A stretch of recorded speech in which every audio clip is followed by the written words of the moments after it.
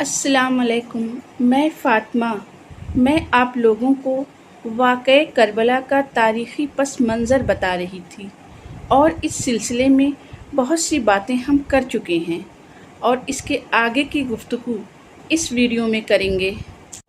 Karbala के मैदान में जो हुआ, जो कुछ भी हुआ, वो क्यों हुआ, इस पूरे वाक़ये करबला को जानने के लिए, उसकी बारीकियों को अच्छी तरह से समझने के लिए हमें आज से 1400 साल पीछे सन 61 हिजरी में जाना होगा और उस दौर के माहौल को समझना होगा, हालात के हिसाब से सोचना होगा। तभी हम इस पूरे वाक़ये को, इस दास्तान करबला को समझ पाएंगे, इसे महसूस कर पाएंगे कि ये जंग क्यों हुई। आखिर यजीद को मौला हुसैन से क्या बैर था, क्या दुश्मनी थी कि उसने जुल्म की सारी हदें पार कर दी। और हम ये समझ पाएंगे कि मेरे मौला हुसैन ने कितनी बड़ी कुर्बानी दी। उनके फ़लसफ़े को, उनकी सोच को समझ पाएंगे, उनकी अज़मत को समझ पाएंगे, जो कि आज के मुसलमान के लिए निहायत ही ज़रूरी है। आइए शुरू करते हैं। सन 61 हिजरी में हज़रत अमीर मुआविया रज़ियल्लाहु ताला अन्हु के इंतकाल के बाद यजीद खलीफा बना और खलीफा बनते ही उसने सबसे पहला फरमान ये जारी किया कि हुसैन इब्ने अली से मेरी बैत ली जाए, क्योंकि उस वक्त इस कुल कायनात में हुसैन रज़ियल्लाहु ताला अन्हु से ज़्यादा अजीम, उनसे ज़्यादा मुक़द्दस और कोई न था।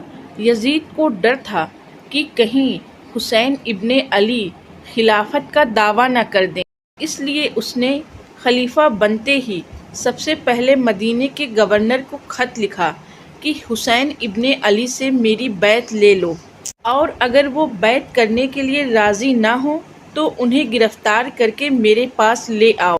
इमाम आली मकाम को ना तो यजीद की बैत करनी थी और ना ही उन्होंने की, और वो हिजरत करके अपने ख़ानदान के साथ मदीना मुनव्वरा से मक्का मुअज़्ज़मा तशरीफ़ ले आए।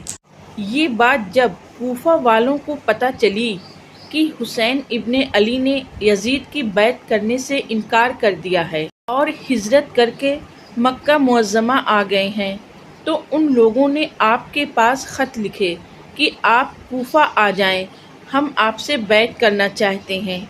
और दिन ब दिन कूफा वालों का इसरार बढ़ता ही गया। फिर आपने अपने चचाजाद भाई मुस्लिम बिन अकील को अपना सफ़ीर बनाकर कूफा भेजा कि जाओ और वहाँ के हालात मुझे बताओ। जब मुस्लिम बिन अकील कूफा आए तो कूफा वालों ने उनका बहुत अच्छे से इस्तकबाल किया और देखते ही देखते उनके हाथों पर हज़ारों लोगों ने बैत कर ली। कूफा वालों का ये खुशनुमा रवैया देखकर मुस्लिम बिन अकील ने हज़रत इमाम हुसैन रज़ियल्लाहु ताला अन्हु को ख़त लिखा कि आप कूफा आ जाएं, यहाँ के लोग अहले बैत को चाहने वाले हैं, ये लोग आपसे बैत करने को तैयार हैं। इधर मुस्लिम बिन अकील ने सैयद इमाम हुसैन के पास ख़त लिखा और इधर कूफा के हालात एकदम बदल गए। वहाँ के नए गवर्नर इब्ने ज़ियाद के डर से कोई भी कूफा वाला मुस्लिम बिन अकील का साथ देने को तैयार न था। सब अपने अपने घरों में जाकर छुप गए और मुस्लिम बिन अकील को गिरफ्तार करके उनको कत्ल कर दिया गया।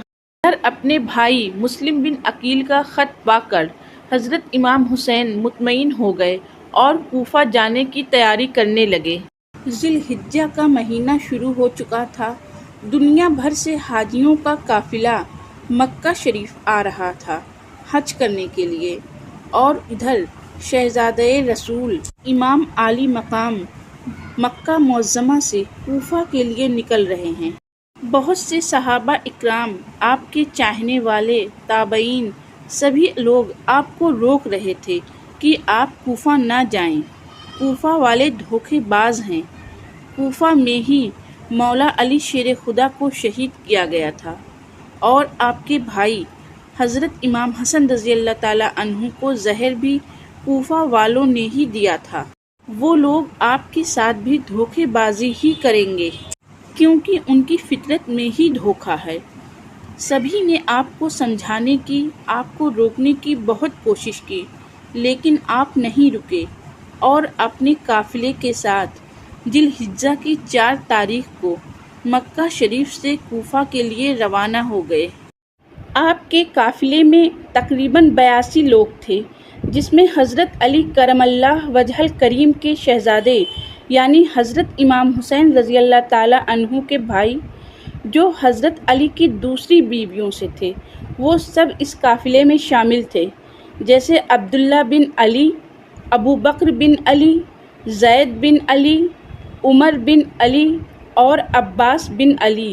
یہ حضرت علی شیر خدا کے 5 بیٹے جو ان کی دوسری بیویوں سے تھے، وہ بھی امام عالی مقام کے ساتھ اس قافلے میں جا رہے تھے، اور اس کے علاوہ مسلم بن عقیل کے 3 بیٹے بھی ساتھ میں تھے۔ آپ کے 2 بیٹے تو آپ کے ساتھ شہید ہو چکے تھے، لیکن 3 بیٹے اور تھے جو امام عالی مقام کے ساتھ اس قافلے میں شامل تھے۔ حضرت امام حسن رضی اللہ تعالیٰ عنہ کے 3 بیٹے اس میں شامل تھے، اور خود امام عالی مقام کے 3 بیٹے علی اکبر، امام زین العابدین اور علی اصغر بھی اس قافلے میں تھے۔ آپ کی سگی بہن سیدہ زینب اور ان کے 2 فرزند اون اور محمد بھی ساتھ تھے۔ اس قافلے میں امام عالی مقام کی 2 بیٹیاں اور 2 بیویاں ام رباب اور شہر بانو بھی آپ کے ساتھ تھیں۔ اس قافلے میں اہل بیت کے دیگر افراد تھے، حضرت جعفر دیار کے بیٹے بھی تھے، اور بہت سے جانثار چاہنے والے شامل تھے جو آپ کے ساتھ کوفہ جا رہے تھے۔ کوفے کے راستے میں ایک فرجک نام کا شاعر ملا۔ امام عالی مقام نے اس سے اپنے بھائی مسلم بن عقیل کا حال پوچھا تو اس نے بھی آپ کو کوفہ جانے سے منع کیا۔ اس فرجک شاعر نے امام عالی مقام سے کہا کہ کوفے والے آپ کو حق پر مانتے ہیں، لیکن وہ لوگ آپ کا ساتھ نہیں دیں گے۔ ان کے دل تو آپ کے ساتھ ہیں، لیکن ان کی تلواریں بنو امیہ کے ساتھ ہیں، آپ کے ساتھ نہیں ہیں۔ اس شاعر نے کہا، حضور، میں مسلم بن عقیل کی لاش کو کوفے کی چوک پر لٹکے ہوئے دیکھ کر آیا ہوں، اور میں آپ کو منع کر رہا ہوں کہ آپ کوفہ نہ جائیں۔ اس پر جواب میں امام عالی مقام نے کہا کہ میرا بھائی لٹکا ہوا تھا کہ کسی کے آگے جھکا ہوا تھا؟ اس شاعر نے کہا، نہیں حضور، جھکا ہوا نہیں تھا۔ اس پر میرے مولا حسین نے کہا کہ مسلم بن عقیل کسی کے آگے نہیں جھکا تو حسین بھی نہیں جھکے گا، اور آپ نے اپنا سفر جاری رکھا۔ راستے میں ایک قاصد ملا جس نے مسلم بن عقیل اور ان کے 2 بچوں کی شہادت کی خبر آپ کو دی۔ آپ یہ خبر پہلے بھی سن چکے تھے۔ قاصد کی خبر سن کر بات ایک دم پکی ہو گئی کہ مسلم بن عقیل شہید ہو چکے ہیں۔ آپ ایک دم غمگین ہو گئے، لیکن اپنے لشکر کو لے کر آگے بڑھتے رہے، اور جب رات کا وقت آیا تو ایک جگہ پر قیام کیا اور اپنے قافلے والوں کو اکٹھا کر کے ایک خطبہ دیا۔ آپ نے کہا کہ اے میرے خاندان والوں، میرے جانثاروں، ایک بری خبر کوفے سے آئی ہے، اور خبر یہ ہے کہ میرے بھائی، جس کو میں نے اپنا سفیر، اپنا وکیل بنا کر کوفہ بھیجا تھا، اس کو کوفے کے نئے گورنر ابن زیاد نے قتل کر کے چوک پر لٹکا دیا ہے، اور اس کے دونوں بچوں کو بھی شہید کر دیا ہے۔ اب کوفے کا ماحول ہمارے حق میں نہیں ہے، اس لیے میں تم سب کو اجازت دیتا ہوں کہ جو بھی واپس جانا چاہے وہ مکہ شریف واپس لوٹ جائے۔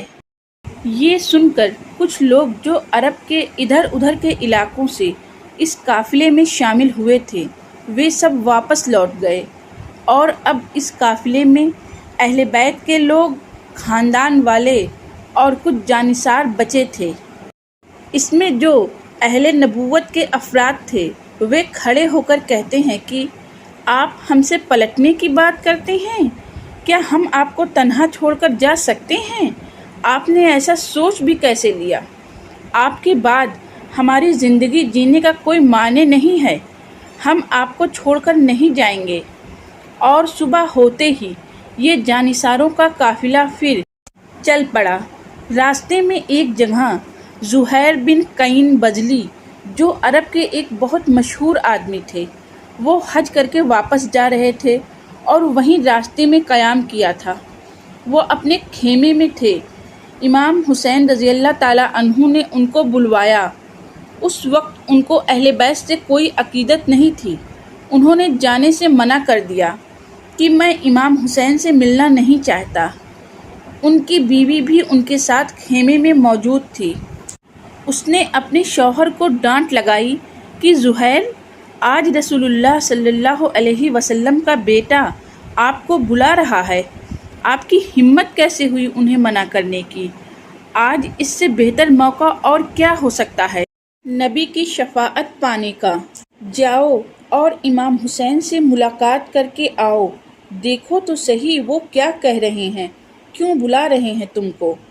بیوی کی بات مان کر زہیر بن قین بجلی امام حسین رضی اللہ تعالیٰ عنہ سے ملاقات کرنے آئے اور آپ کا چہرہ انور دیکھ کر اس پر فدا ہو گئے۔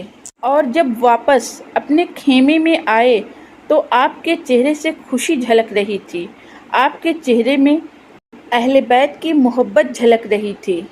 خیمے میں آ کر اپنی بیوی سے کہا، میں تجھے طلاق دیتا ہوں، تو اپنے بھائیوں کے ساتھ واپس چلی جا۔ بیوی نے پوچھا، آخر ایسا کیا ہو گیا جو آپ مجھے طلاق دے رہے ہیں؟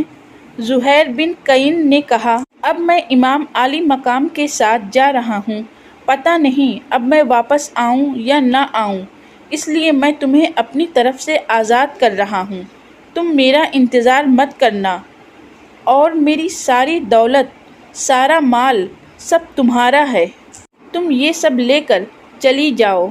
یہ کہہ کر زہیر امام حسین کے قافلے میں چلے گئے۔ یہ وہی زہیر بن قین ہیں جن کا نام کربلا کے میدان میں پہلے اترنے اور شہید ہونے والوں میں سے ہے۔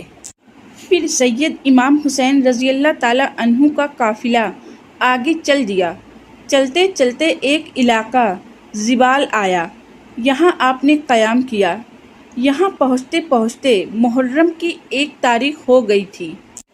ادھر جب ابن زیاد کو یہ خبر ملی کہ سید امام حسین مکہ سے نکل چکے ہیں اور کوفہ پہنچنے والے ہیں، تو اس نے حر بن یزید کو 1000 سپاہی دے کر بھیجا کہ جاؤ اور امام حسین کو روک کر میرے پاس لاؤ، انہیں کہیں اور نہ جانے دینا۔ یہ یزید دوارا بھیجا گیا پہلا لشکر تھا۔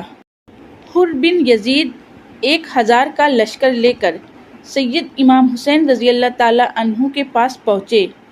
آپ دونوں کی بات چیت ہوتی رہی اور ظہر کا وقت ہو گیا تو سید حسین نے حر بن یزید سے کہا، ہماری جماعت شروع ہونے والی ہے، تم لوگ الگ نماز پڑھو گے یا میری جماعت کے ساتھ پڑھو گے؟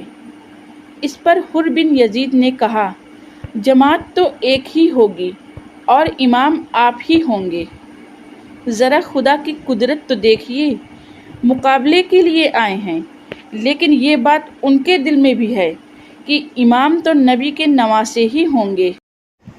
اس طرح کئی دنوں تک حر بن یزید مختلف طریقوں سے امام عالی مقام کا راستہ روکتا رہا۔ پھر ایک دن اس نے امام عالی مقام سے کہا کہ میں آپ کی بہت عزت کرتا ہوں، لیکن میں ابن زیاد کے حکم کا پابند ہوں، میں بہت مجبور ہوں، میں آپ کو کوئی نقصان نہیں پہنچانا چاہتا، نہ ہی آپ کو گرفتار کرنا چاہتا ہوں۔